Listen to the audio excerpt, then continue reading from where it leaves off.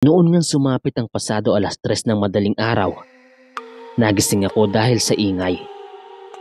Nung alamin ko kung sino ang umiiyak, ay nakita ko ang aking inang naroroon sa maliit na silid kung saan siya palaging nagdadasal.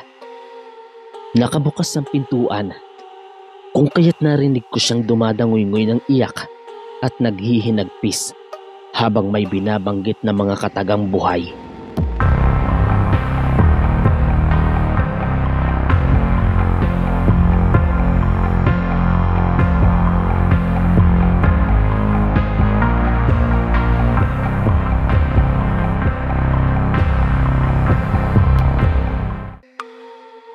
Magandang umaga po sa mga nakikinig sa YouTube channel na ito at sa ating butihing narrator na si Sir Ken.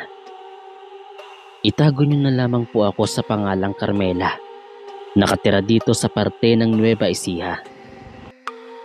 Kung iyong mamarapatin, Sir Ken, ay papalitan ko ang mga pangalang mababanggit ko sa kwentong ito. Dahil sa medyo masela ng kwentong ibabahagi ko na hango sa tunay na karanasan ng aking kapatid na si Kuya Ariel. Nangyari ito noong nasa edad 15 taong gulang pa lamang ako. Tandang-tanda ko pa ang bawat detalyeng nangyari sa kapatid ko. Dahil sa bawat pangyayari ay naroroon ako sa kanyang tabi. Isang araw, habang naglalakad kami ng kapatid kong si Kuya Ariel, ay bigla na lamang may lumapit sa aming tatlong kalalakihan. Pagkalapit ng mga ito, ay walang pag-aalinlangang kwinelyuhan ng kapatid ko't pinagtulungang sapakin. Napaigik naman ng kuya ko at napaluhod sa lupa noong suntukin siya sa dibdib ng isa sa mga kalalakihan. Mabilis ko namang inawat ang tatlo habang humihingi ng tulong. Subalit, Sir Ken, nang mga sandaling yon ay hindi matao at walang kabahayan ang daanang tinatahak namin.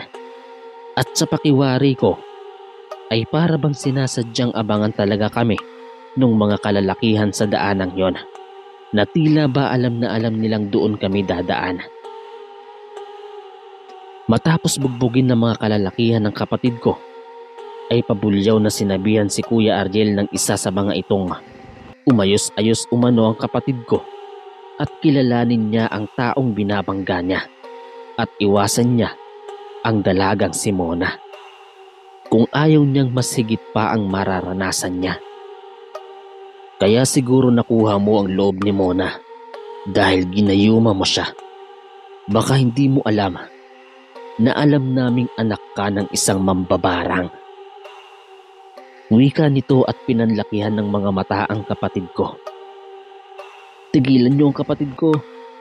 Ano naman ngayon kung anak kami ng isang mambabarang? Bakit? Gusto niyo bang maranasan kung paanong barangin? Sagot ko sa kanila at iwinakli ang kamay ng isa sa mga lalaking dumuduro-duro sa kapatid ko. Huwag kang mangialam dito kung ayaw mong madamay. Wika ng isa sa mga ito at pinandilatan ako ng mga mata. Muling binalingan nila ang kapatid ko at pinagsalitaan ng kung ano-anong masasakit nung tinatawag ng dalawang Henry. Pagkatapos ay dinuraan ng 3 beses ang kapatid ko bago umalis ang 3 hambog. Tinulungan ko siyang tumayo at inalalayang maglakad. Sino ang mga yun, kuya? Bakit kanila sinaktan? Mangiyak-ngiyak kong tanong sa kapatid ko.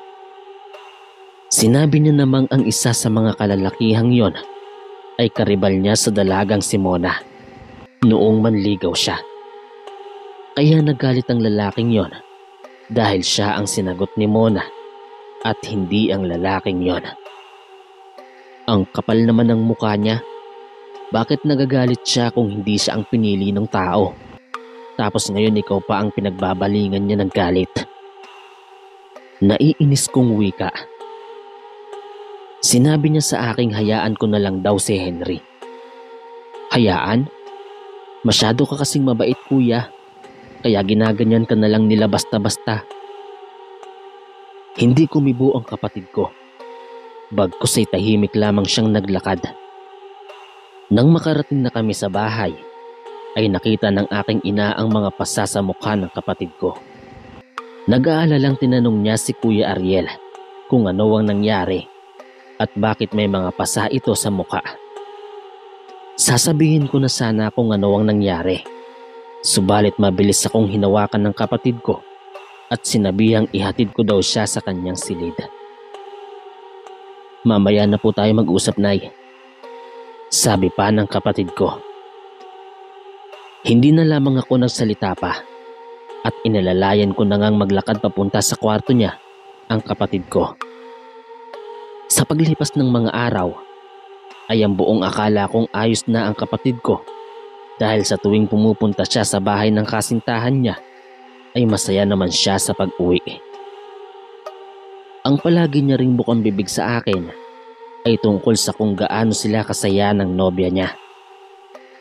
Kung hindi niyo po kasi na itatanong, Sir Ken, dalawa lamang kaming magkapatid, kaya ganoon na lamang kami kalapit sa isa't isa. Isang araw, nagpaalam ang mga magulang naming pupunta sila sa bahay ng kapatid ni tatay. Mawawala daw sila ng 2 linggo dahil may kalayuan ang lugar ng kapatid ni tatay. Bago pa man sila umalis, ay marami silang ibinilin. Kesyo mag-iingat kami, huwag kaming palaging nasa labas ng bahay at dapat bago magtakip silim ay nasa loob na kami ng tahanan. Sa paglipas ng mga araw, nawala na ang mga magulang namin, ay napapansin kong may tumutubong butlig sa mukha ng kapatid ko. Noong unay inakala kong tigyawat lang ang tumubo sa kanyang mukha, kung kaya hinayaan lamang ito ng kapatid ko. Subalit makalipas ang ilang araw, ay mas lalo pang dumami ang butlig sa mukha ng kapatid ko. Hanggang sa nanganak nga ang mga butlig na yon at kumalat na iyon sa buong mukha niya. Naalarma ako at natatakot na, sapagkat makailang beses ko nang dinala sa pampublikong pagamutan ang kapatid ko. Ngunit hindi pa rin ito gumagaling. Bagkus ay mas lalo lamang lumalala. Sana umuwi na sila, Nanay. Hindi ko na alam kung anong gagawin ko, Kuya. Pag-aalala kong sambit sa kapatid ko. Sinabi naman niya nga, huwag akong mag-alala dahil nagka-allergy nga lamang talaga siya. Isa pa ay sasamahan siya bukas ng nobya niyang bumalik sa pampublikong pagamutan upang tingnan uli ang nangyari sa kanya. Hindi ako makapagsalita dahil sa totoo lang, Sir Ken, sa loob lamang ng ilang araw ay para na itong tingting dahil sa kapayatan at animoy nabubulok na rin ng kanyang brasong may mga nagsisipagputukang butlig. Minsan pa nga ay nadadatnan kong tahimik na umiiyak ang kapatid ko dahil sa tindi ng sakit na iniinda niya. Mabuti na lamang talaga, Sir Ken, at sa paglipas ng mga araw ay sa wakas umuwi na ang mga magulang ko. Nung makita ni Nanay ang nangyari sa kapatid ko, na nakaratay na lamang ito sa higaan dahil sa hindi na ito makatayo, ay walang tigil ito sa pag-iyak. Halos maglupasay na siya sa kakaiyak at sinisisi ang sarili kung bakit hindi siya nakauwi kaagad. Kaya pala hindi ako mapalagay habang naroroon sa bahay ng tiyuhin ninyo dahil may hindi na pala magandang nangyayari sa mga anak ko. Humanda sa akin ang taong bumarang sa anak ko. Sambit ng aking ina habang naghihinagpis ito sa sinapit ng kapatid ko. Dagdag pa niyang wika, kung nahuli lamang siya ng ilang araw, baka hindi niya na naabutang buhay ang kapatid ko. Dahil nararamdaman niya nga wala talagang balak na buhayin ng sumalbahing mambabarang ang kapatid ko. Noon nga sumapit ang pasado 3:00 ng madaling araw, nagising ako dahil sa ingay. Nung alamin ko kung sino ang umiiyak, ay nakita ko ang aking inang naroroon sa maliit na silid kung saan siya palaging nagdadasal. Nakabukas ang pintuan, kung kaya't narinig ko siyang dumadangoy-ngoy ng iyak at naghihinagpis habang may binabanggit na mga katagang buhay. Nakaramdam ako ng kilabot sa katawan, pero hindi ko yun ininda sapagkat hindi na bago sa akin ang ginagawa ng aking ina. Alam kong may binabarang na naman siya. Nakita kong napapalibutan siya ng mga kandilang itim at may mga bote ng insekto ang nasa harapan niya. Sinusugatan niya ang sariling braso gamit ang matulis na punyal at ipinapatak niya sa mga insektong nasa loob ng bote ang dugong sunod-sunod na tumutulo sa kanyang braso. Matapos gawin yon ng aking ina, ay nagri-ritual na naman siya at sa pagkakataong yon ay pinapakawalan niya na ang mga insektong nanlilimahid sa dugo. Ngunit ang mas ikinagulat ko at ikinatakot ay noong matitigan ko ang aking ina. Nakailang kurap pa ako ng mga mata at muli siyang tinitigang maigi. Sa kadahilanang para bang nag-iba ang wangis ng kanyang muka sapagkat biglang nangapal iyon at parang hirap na hirap itong huminga at animoy sinasakal sa leeg. Subalit makaraan lamang ang ilang sandali ay bumalik naman sa normal ang kanyang itsura. Maya-maya pa ay narinig kong umiiyak ang kapatid ko habang nagwiwikang nahihirapan na umano siya. Patakbo akong pumasok sa kanyang silid. Nadatnan ko naman si tatay na pinupunasan ng kapatid ko at may mga halamang gamot na inilalagay sa mga sugat. "Tiisin mo lang anak, dahil gagaling ka na rin. Napatay ko na ang taong bumarang sayo." Wika ng aking ina. Nagulat at napaigtad ako dahil naroroon na pala si nanay sa likuran ko. Nang lingunin ko siya, ay nakita kong pilit na ikinukubli niya ang brasong may sugat at hinihingal at pilit ang ngiting lumapit sa kapatid ko. Sa ilang sandali ng ginawa ng aking ina, ay napansin kong humpak na ang kanyang pisngi at para bang tumanda siya kaagad ng ilang taon.